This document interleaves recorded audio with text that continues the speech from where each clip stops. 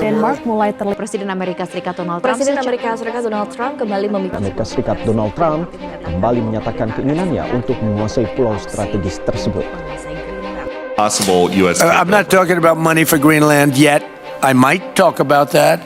But right now, we are going to do something on Greenland, whether they like it or not, because if we don't do it, Russia or China will take over Greenland, and we're not going to have Russia or China as a neighbor. Okay?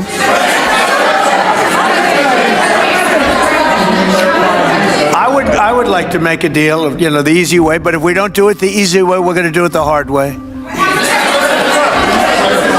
Baru-baru ini, dunia sempat dikejutkan ketika Presiden Donald Trump secara terbuka menyatakan niat Amerika Serikat untuk membeli Greenland dari Denmark. Ini bukan sekedar obrolan properti biasa. Greenland punya posisi yang sangat strategis. Ia adalah pintu masuk ke kutub utara atau Arktik dan menyimpan harta karun yang sangat kaya berupa mineral mentah. Namun, niat ini memicu perdebatan besar.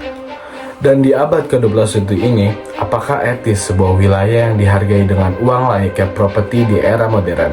Di sini pun mulai menguji kekompakan aliansi Barat, terutama NATO. Terdapat perbedaan mencolok dalam konflik ini. Media asing sangat terobsesi pada detail teknis dan kekuatan militer, sementara media nasional lebih menyoroti masalah moral dan harga diri bangsa. Perbedaan ini terjadi karena media internasional punya kepentingan langsung dengan keamanan wilayah mereka. Sedangkan media nasional memandang hal ini sebagai presiden yang buruk, yang berbau kolonialisme gaya baru. Media besar dunia seperti BBC dan CNN melihat masalah ini sebagai pepancatu raksasa. Fokus mereka adalah kekuatan militer dan ekonomi.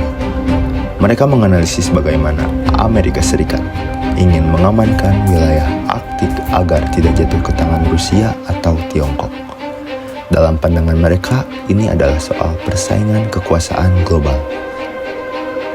Bahkan, pernyataan Trump yang terkesan mengecam bahwa Amerika Serikat bisa bergerak dengan cara halus maupun kasar dilihat sebagai bukti seriusnya Amerika Serikat ingin menguasai titik pertahanan dunia tersebut.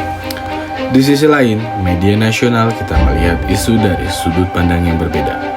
Mereka cenderung melihat sebagai bentuk organisasi politik.